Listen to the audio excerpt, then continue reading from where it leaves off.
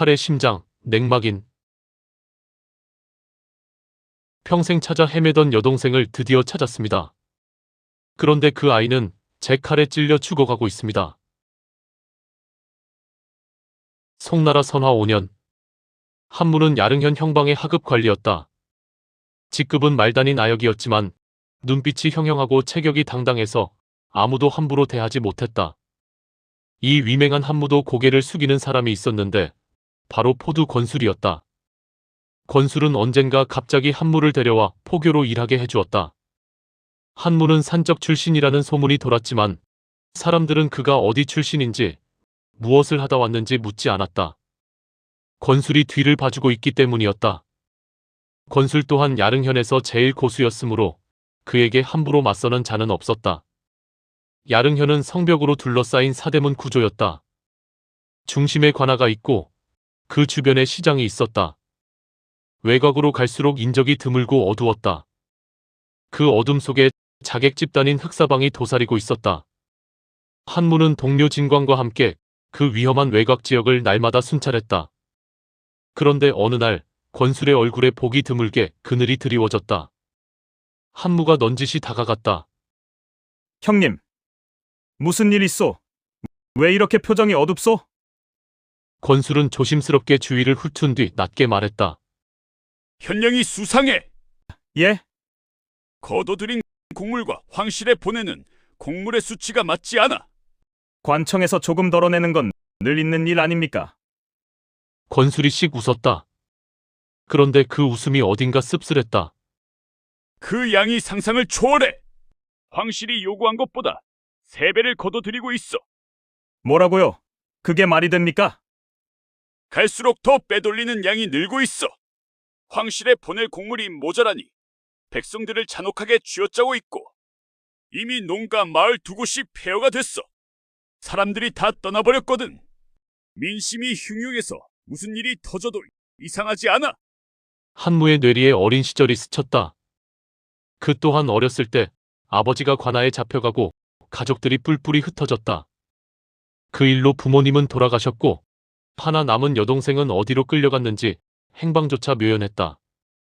한무는 낮게 한숨을 내쉬었다. 그렇다면 그 막대한 곡물을 어디에 쓴단 말입니까? 권술은 다시 한번 주위를 둘러보고 더욱 작은 목소리로 말했다. 사병을 키우는 것 같아. 뭐라고요? 그건 금지된 일 아닙니까? 잘못 걸리면 일가가 몰살될 수도 있습니다. 맞아. 그래서 조사해봐야겠어. 제가 도울까요? 아직은 아니야. 확실해지면 그때 부탁하지. 알겠습니다.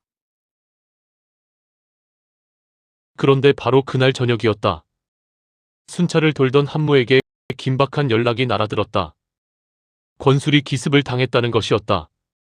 한무는 급히 달려갔지만 이미 권술은 죽은 상태였다. 칼을 빼다 만 상태에서 목이 반 정도 잘려나가 있었다. 목뼈는 남아 있었으나 칼날이 혈관을 모조리 훑고 지나간 듯 시체 주위에는 웅덩이처럼 피가 고여 있었다. 움막 속에서 벌벌 떨던 비렁뱅이 노인은 말했다. 검은 그림자가 빠르게 지나갔어요. 그게 다예요. 한무는 믿을 수 없었다. 권술은 팔괘권의 달인이었다. 아무리 급습한다고 해도 그의 내력을 이렇게 손쉽게 깨뜨릴 수 있는 자가 세상에 몇이나 된단 말인가. 한무는 무릎을 꿇고 시신을 살펴보았다. 잘린 부분의 상처가 유리면처럼 매끄러웠다. 거침없이 한 번에 벤 솜씨였다. 칼끝에서 비릿한 기운 위로 짙은 향기가 번졌다. 야레향이었다. 낮에는 향이 거의 없지만 해가 지고 어둠이 내리면 꽃잎에서 짙은 향이 뿜어져 나와 사방을 감싸는 꽃. 그 꽃의 향기가 권술의 시신에 스며들어 있었다. 한무는 입술을 굳혔다. 흑영검. 옆에 있던 동료 진광이 물었다. 흑영검이라면 흑사방의 자객, 무경의 검 아닙니까? 그래. 베인 흔적, 야래향 냄새 틀림없어. 그럼 범인이 무경이란 말인가요? 10중 8구. 한무의 머리가 빠르게 돌았다. 권술은 곡물 횡령과 현령의 사병을 캐고 있었다. 그러던 그가 갑자기 암살당했다. 우연일 리 없었다. 그런데 무경이라니? 무서운 상대였다. 그러나 모른 척할 수 없었다. 한문은 입술을 꽉 깨물었다. 권술은 그의 목숨을 살려준 사람이었다. 게다가 포교로서 국법을 어기는 것을 두 눈 뜨고 볼 수는 없었다. 한무가 조사를 시작하려는데 진광이 두 손을 모으며 말했다. 저는 급한 일이 생겨서요. 집에 먼저 가봐야 할 것 같습니다. 두려움이 역력했다. 그만큼 흑사방은 무서운 존재였다. 한무는 말없이 고개를 끄덕였다. 어쩔 수 없는 일이었다. 그리고 혼자 어둠 속으로 걸어 들어갔다. 며칠이 지났다. 외곽 숲을 뒤지던 한무는 어느 날 밤 나뭇가지 사이에서 바스락 소리를 들었다. 몸을 숨기고 숨을 죽였다. 숲에 그늘진 곳, 평소에는 그냥 지나쳤던 그 자리에서 험상궂은 무사가 유령처럼 걸어 나왔다. 비밀 장소가 있다. 틀림없었다. 어둠 속 목소리가 무사를 향해 말했다. 조심해. 근처에 포교 하나가 어슬렁거리고 있어. 무사는 코웃음을 쳤다. 걸리면 죽여버리면 되지. 포교 따위를 걱정해. 무사는 한 번 주위를 훑고 마을 쪽으로 걸어갔다. 한무는 은밀하게 그 뒤를 밟았다. 무사는 성문을 통과해 서슴없이 연화루로 들어갔다. 야릉현에서 가장 큰 기방이었다. 붉은 등롱이 줄지어 걸리고 등불이 강처럼 이어져 도시의 어둠을 밝히고 있었다. 한무는 손님인 척 안으로 들어갔다. 대청에는 비단 휘장이 드리워져 있었고 기녀들이 검은고와 피리를 연주하며 손님을 맞았다. 화려했지만 한무의 시선은 오로지 방금 들어온 무사에게 꽂혀 있었다. 무사는 기녀들에는 눈길 한 번 주지 않고 곧장 2층으로 올라갔다. 한무가 지나가는 기녀에게 슬쩍 물었다. 이곳에서 제일 가는 미녀가 누구냐? 기녀는 코웃음을 쳤다. 2층의 화영 아가씨예요. 하지만 돈이 아주 많거나 무술이 아주 뛰어나야 만날 수 있죠. 손님께서는 어느 쪽에도 해당되지 않는 것 같은데요. 한무의 입꼬리가 살짝 올라갔다. 해당되건 해당되지 않건 화영을 봐야겠다. 그는 몸을 날렸다. 분명히 2층에 중요한 인물이 있을 거라고 생각했다. 경호무사 3명이 달려들었다. 그러나 한무는 그들을 뛰어넘어 곧장 무사가 들어간 방으로 들어갔다. 방 안에는 눈이 번쩍 뜨일 만큼 아름다운 여인이 있었다. 그리고 그 앞에 그가 쫓던 무사와 관복을 입은 사람이 마주 앉아 있었다. 무사는 한무를 보자마자 칼을 쭉 뻗었다. 한치의 추조도 없는 날렵한 솜씨였다. 관복을 입은 자는 그 틈을 타 문으로 빠져나갔다. 한무는 그의 얼굴을 보려 했으나 무사의 칼이 그럴 틈을 주지 않았다. 찌르기와 배기가 연속으로 이어졌다. 속도가 비범하게 빨라 여차하면 크게 당할 판이었다. 그러나 그는 경험이 없었다. 칼의 궤적이 거의 변화 없이 이루어지고 있었다. 한 초식을 다 쳐내면 다시 똑같은 순서로 초식을 반복하고 있었다. 초식에 얽매여 창의적으로 칼을 전개하지 못했다. 실전 경험 없이 훈련에만 익숙한 전형적인 초급 무사의 몸놀림이었다. 한무는 그의 동작을 예측할 수 있었다. 무사가 칼을 비껴칠 때 드러난 가슴 한가운데를 향해 칼을 푹 찔러 넣었다. 무사는 가슴을 움켜쥐고 쓰러졌다. 한무는 그를 돌아볼 겨를도 없이 관복을 입은 자가 달아난 방향을 향해 힘껏 뛰어갔다. 그 자는 이미 사라졌으나 지나던 행인이 손가락으로 한 방향을 가리켰다. 저쪽으로 갔습니다. 한무는 살짝 고개를 숙여 감사를 표하고 달려갔다. 해는 이미 기울어 사방이 어둠 속에 갇히고 있었다. 그러나 멀리 관복의 뒷모습이 보였다. 한무는 공중으로 몸을 날려 앞을 가로막았다. 관복을 입은 자가 걸음을 멈추고 한무를 바라보았다. 한무는 그 얼굴을 보고 낮게 코웃음을 쳤다. 부현령이었다. 부연령 나리께서 어딜 그리 급하게 가십니까? 내 이놈, 포교 따위가 감히 내 앞을 가로막아. 나는 내 일을 하는 겁니다. 내가 쫓던 자와 술을 마시고 있었으니 어찌된 연유인지 알아야겠습니다. 부현령은 주위를 둘러보았다. 칠흑 같은 어둠뿐 도움을 청할 곳은 어디에도 없었다. 당장 눈앞에는 눈이 부리부리하고 위세당당한 포교 한무가 칼자루에 손을 얹고 그를 노려보고 있었다. 여차하면 목이 날아갈 판이었다. 부현령은 탄식했다. 하, 천하의 부연령이 포교에게 이런 수모를 당할 줄이야? 부현령은 고개를 숙이고 잠깐 무엇을 생각하다가 말했다. 좋아. 사실 난 조정의 명을 받고 야릉연을 조사하고 있었네. 그것을 어떻게 믿으란 말입니까? 부현령은 무언가를 꺼내려는 듯 품속에 손을 넣으며 말했다. 못 믿겠다면 가까이 와서 이것을 보게. 그의 목소리는 가늘게 떨리고 있었고 손의 움직임이 어색했다. 한무가 다가가자 부현령은 하얀 가루를 꺼내 뿌렸다. 조금이라도 마시면 질식해서 죽는 독가루였다. 그러나 한무는 그의 움직임이 의심스러워 이미 바짝 경계를 하고 있었다. 하얀 빛이 번뜩이는 순간 한무는 옆으로 한 바퀴 굴렀다. 하얀 가루가 공기를 뒤덮었다. 부현령이 다시 가루를 뿌리려는 순간 한무의 칼이 그의 허리를 뚫고 지나갔다. 부현령은 손에 움켜쥔 가루를 뒤집어 쓴 채 비명도 지르지 못하고 쓰러졌다. 그때였다. 어둠 속에서 야래향 냄새와 함께 살기가 날아들었다. 한무는 급히 물러섰으나 깊게 어깨를 베이고 말았다. 흑영검이었다. 칼 자체가 칠흑처럼 검어 어둠 속에서는 잘 보이지 않았다. 무경인가? 한무는 사방을 두리번거렸다. 아무 소리도 아무 인기척도 없었다. 한무는 호흡을 가다듬고 청각에 온 신경을 집중했다. 그 순간 칼은 머리 위 정수리에서 수직으로 내려 꽂혀오고 있었다. 전혀 예상하지 못한 방향이었다. 그는 칼로 비켜 쳐내며 반동을 이용해 몸을 뒤로 날렸다. 그러나 간신히 쳐냈을 뿐 잇따른 공격에 정신없이 몰렸다. 고수들의 싸움에선 한 번 밀리면 다시 주도권을 잡기가 매우 어렵다. 뒤로 물러서던 발이 돌부리에 걸렸다. 중심을 잃고 비틀거리는 순간 검이 목을 향해 날아들었다. 너무 빠르다. 눈 깜빡할 사이에 검은 코앞까지 다가왔다. 그의 칼은 아직 허리춤에 있었다. 막는 건 불가능했다. 한무는 체념했다. 그런데 갑자기 칼이 그의 코끝 한치 앞에 멈춰 파르르 떨었다. 왜 멈췄을까? 하지만 목숨이 걸린 일? 생각할 여유 따위는 없었다. 한무는 고개를 옆으로 기울이며 온 힘을 다해 칼을 뻗었다. 부드러운 무언가를 뚫고 들어가는 감각이 느껴졌다.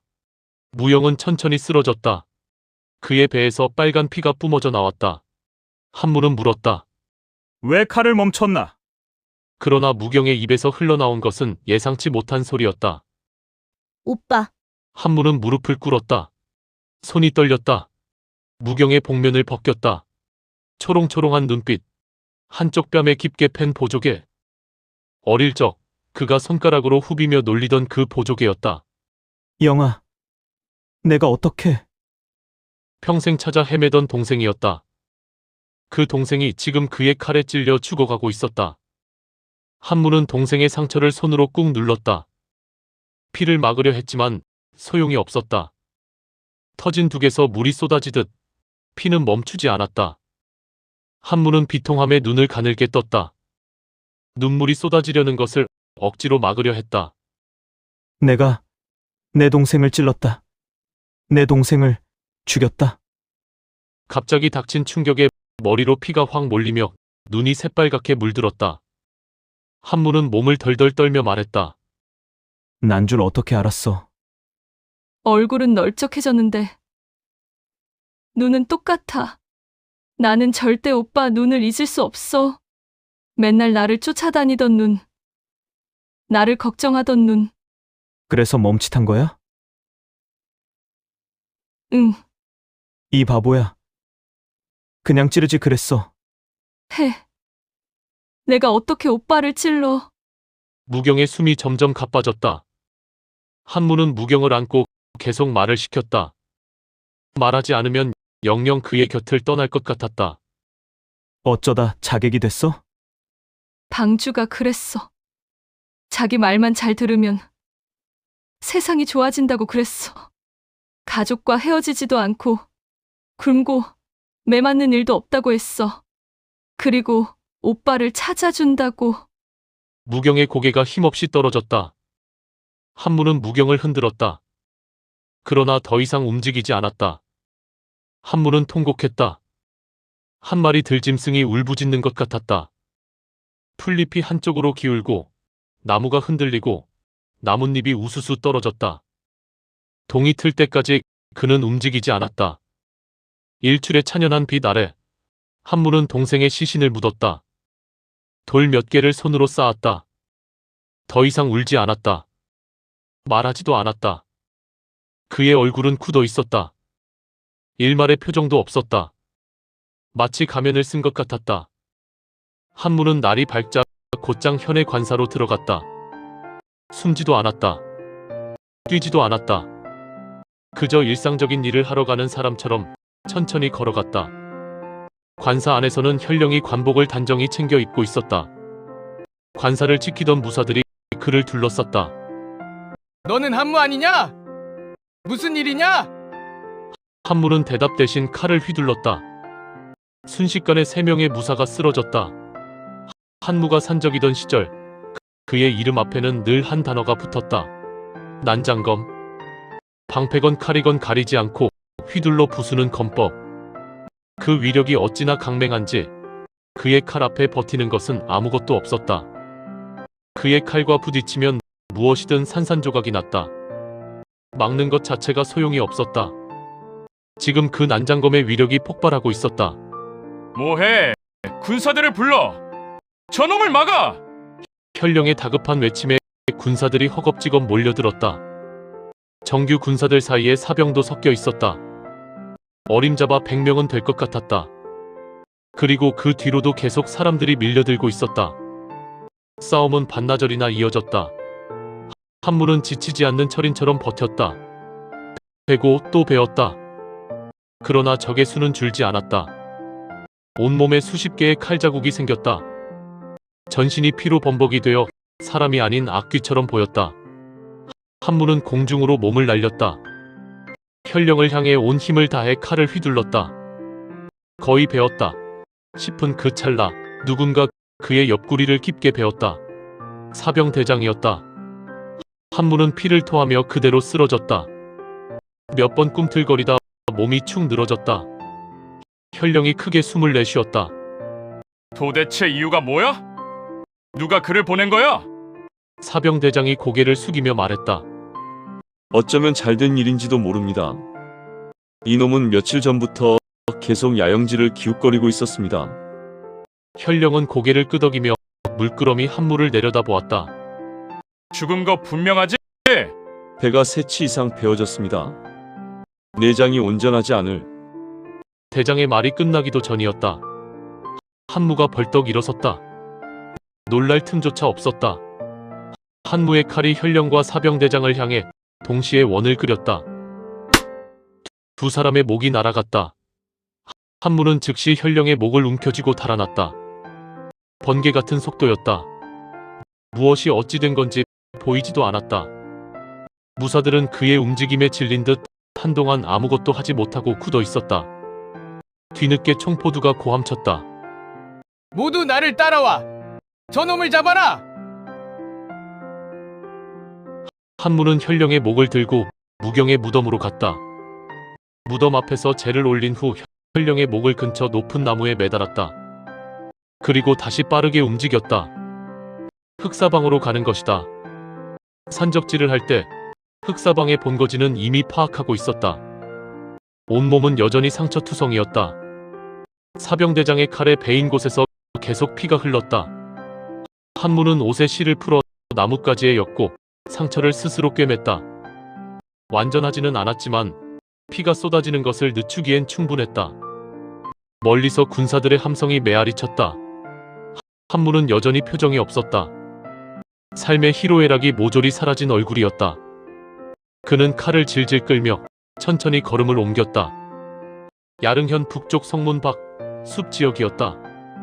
한무는 군사들과 멀리 떨어지지 않고 흔적을 남기며 천천히 움직였다.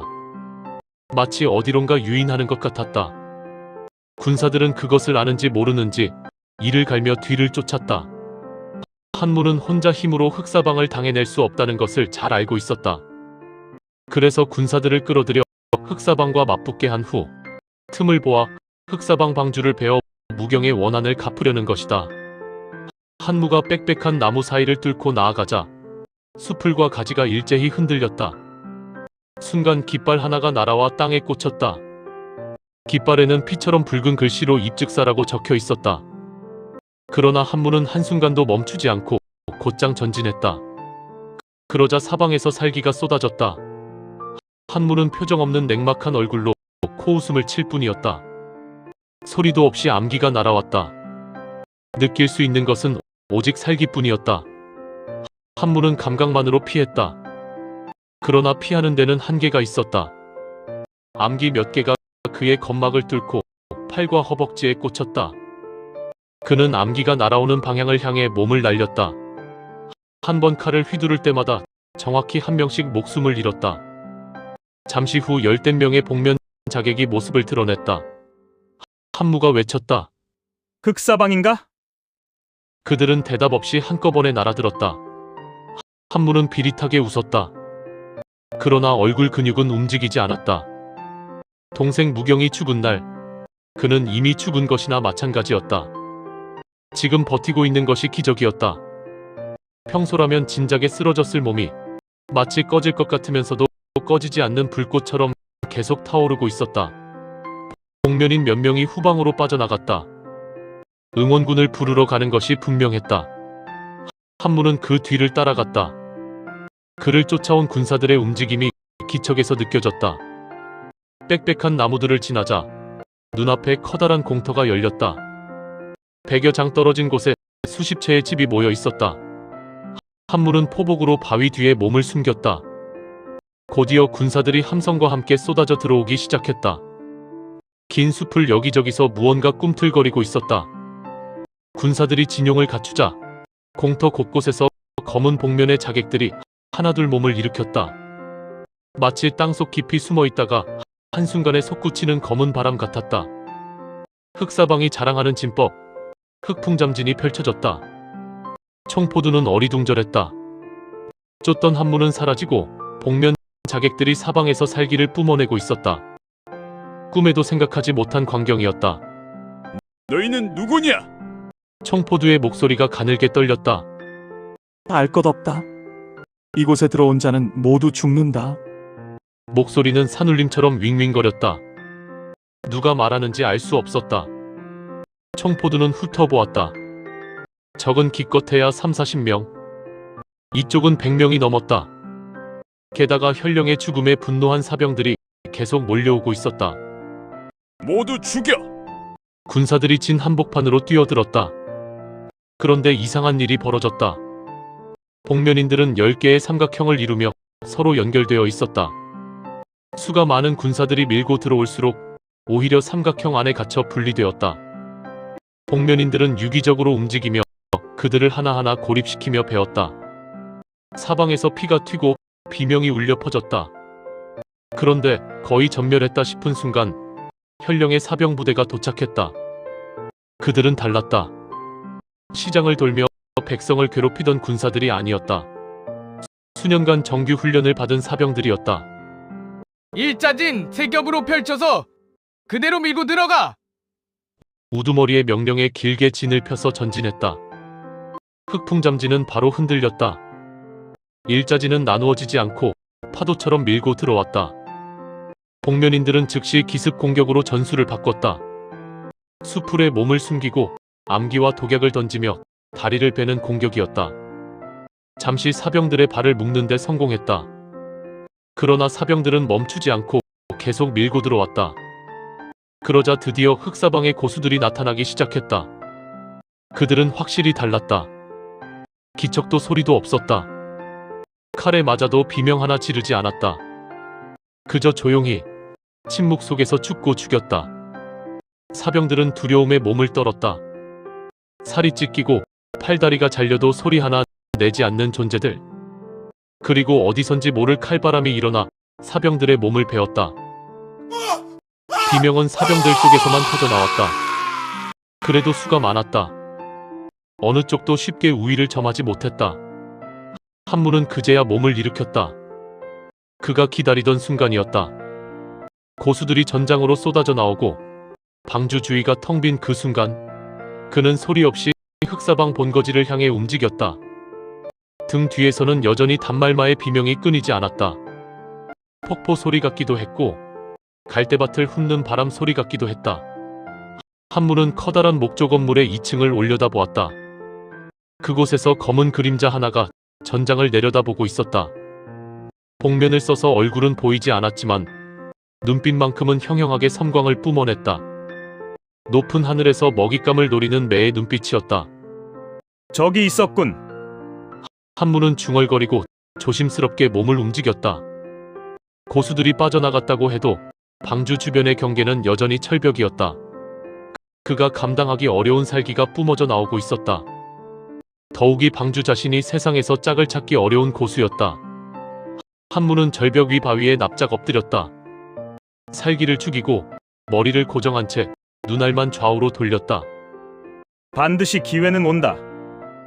들판은 어느덧 사병 부대로 가득 찼다. 자객들은 기습에 강했지만 정면 전투에서는 훈련된 정규군을 감당하기 어려웠다. 자객들이 밀리기 시작하자 수십 명의 고수들이 더 전장으로 날아갔다. 방주가 움직이기 시작했다. 이리저리 발을 옮기는 모습이 역력히 당황한 기색이었다. 지금이었다. 한무는 숨소리조차 죽이고 건물 안으로 들어섰다. 대청의 한쪽 벽은 완전히 열려 있었다. 넓은 마루 끝에 난간이 길게 뻗어 있었고 검은 목재로 만들어진 난간에는 용의 비늘처럼 새겨진 문양이 은은히 빛을 반사하고 있었다. 방주는 초조한 듯 난간 앞에서 바깥을 내려다보고 있었다. 한무는 어느새 대청 안에 들어와 있었다. 고수들이 빠져나가 살기가 훨씬 가벼워졌다. 게다가 모두 바깥 싸움에 정신이 팔린 탓인지 한무가 들어왔는데도 아무도 반응하지 않았다. 한무는 천천히 칼을 움켜쥐었다. 시퍼런 칼날에서 살기가 솟구쳤다. 싸늘한 냉기가 대청을 뒤덮었다. 누구냐? 좌우에서 극강의 고수 2명이 동시에 나타났다. 그리고 검은 복면의 방주가 천천히 한무를 향해 몸을 돌렸다. 한무는 입에서 뱉듯이 말했다. 내가 흑사방주냐? 방주는 고개를 끄덕였다. 너는 한무구나. 하하하. 크게 웃음을 터뜨렸다. 내 놈이 이를 다 그르쳤다. 백성을 위한 일이었거늘. 흑사방의 일은 내가 알 바 아니다. 내 동생 무경의 복수를 하면 그만이다. 무경은 너와 무슨 관계냐? 내 동생이다. 그랬구나. 하지만 정작 원수를 갚아야 할 사람은 바로 나다. 방주는 천천히 복면을 벗었다. 한무는 크게 놀라며 한 걸음 뒤로 물러났다. 복면 뒤에 나타난 것은 현령의 얼굴이었다. 너 분명히 내가 목을 잘랐는데. 그는 내 쌍둥이 형이다. 형과 나는 핍박받는 백성들을 위해 세상을 뒤집을 계획을 세우고 있었다. 그런데 내가 다 망쳤다. 한무는 숨을 고르며 말했다. 되지도 않는 소리. 어디서 백성을 팔아먹느냐? 내 계획을 망쳤다니. 듣던 중 반갑구나. 오늘은 내 계획뿐 아니라 내 목숨도 망쳐야겠다. 한무가 성큼 다가섰다. 순간 양편의 고수가 동시에 날아들었다. 양 옆구리에 서늘한 기운이 스쳤다고 느끼는 순간 이미 피가 튀었다. 엄청난 속도였다. 꿰맸던 상처가 터지며 피가 다시 솟구쳤다. 방주가 꼬챙이처럼 가늘고 긴 칼을 들고 천천히 다가왔다. 하룻강아지가 의기만 살아서 제 분수를 알아야지. 칼을 뻗자 칼끝이 분리되며 한무를 향해 날아왔다. 급히 몸을 숙였으나 어깨에 살을 한 움큼 베어냈다. 살이 찢기는 고통에 몸을 움츠리는 순간 두 고수가 다시 스쳐 지나갔다. 이번엔 허벅지였다. 피를 많이 흘린 탓인지 머리가 핑 돌았다. 한무는 자신이 얼마 버티지 못하리라는 것을 알았다. 그는 칼을 지팡이처럼 땅에 꽂고 내력을 칼끝에 모았다. 얼굴이 술에 취한 것처럼 서서히 붉어졌다. 발이 천천히 허공으로 떠올랐다. 방주가 고함쳤다. 내력을 모으기 전에 끝장내. 두 고수가 동시에 날아들었다. 하나는 목을, 하나는 허리를 겨눴다. 멸천간! 한무는 우직하게 칼을 휘둘렀다. 빠르지 않았다. 그러나 칼에서 뿜어지는 강기가 주변을 통째로 집어삼켰다. 두 고수는 쇠사슬로 칭칭 감긴 듯 몸을 움직이지 못했다. 발버둥 쳤지만 거대한 통나무 같은 칼날이 그들을 참격했다. 방주가 꼬챙이 칼을 날리며 어둠 속으로 몸을 돌렸다. 그러나 한무는 피하지 않았다. 칼끝이 아랫배를 뚫고 지나갔다. 한무는 방주가 숨어든 어둠 속을 향해 칼을 휘둘렀다. 어둠이 둘로 갈라졌다. 그리고 그 속에서 붉은 피가 터져 나왔다. 한무는 크게 웃으며 소리쳤다. 세상을 뒤집겠다고? 백성을 위해서? 그게 나와 무슨 상관인가? 나는 오늘 동생의 복수를 했다. 그걸로 충분하다. 그리고 그대로 쓰러졌다. 그 순간 하얀 그림자 하나가 한무 위를 스치고 지나갔다. 한무는 그 그림자와 함께 사라졌다. 잠시 후 살아남은 자객들이 대청으로 쏟아져 들어왔다. 방주님, 피하셔야 합니다. 대답이 없었다. 뒤따라 사병들이 몰려와 자객들을 베면서 외쳤다. 한무는 어딨느냐? 수령의 원수 한무를 찾아라. 그러나 한무는 보이지 않았다. 분명 전신에서 피를 쏟고 쓰러진 한무는 어디에도 없었다. 텅 빈 마룻바닥에 흥건히 피만 고여있을 뿐이었다. 그날 흑사방은 전멸했다. 무림의 위맹을 떨치던 자객 집단의 최후치고는 너무도 조용한 끝이었다. 야릉현의 사병들도 거의 목숨을 잃었다. 싸움이 끝난 대청 안, 촛불 하나가 바람도 없이 꺼졌다. 핏물 위로 한무의 웃음소리만이 잠시 맴돌다 이내 사라졌다. 그 후 무림의 낯선 살수 하나가 출몰하기 시작했다. 얼굴은 차갑게 굳어 있었다.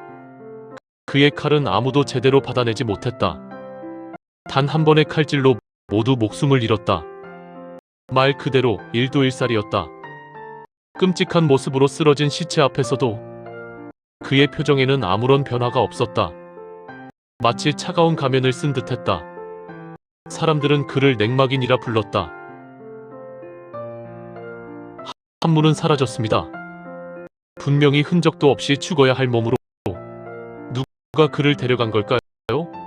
그리고 그는 과연 살아남은 걸까요? 이 이야기가 마음에 드셨다면 구독과 좋아요 부탁드립니다. 알림 설정을 해두시면 다음 이야기를 가장 먼저 만나실 수 있습니다. 한무의 이야기는 아직 끝나지 않았습니다. 자객 이야기는 매주 토요일에 업로드됩니다.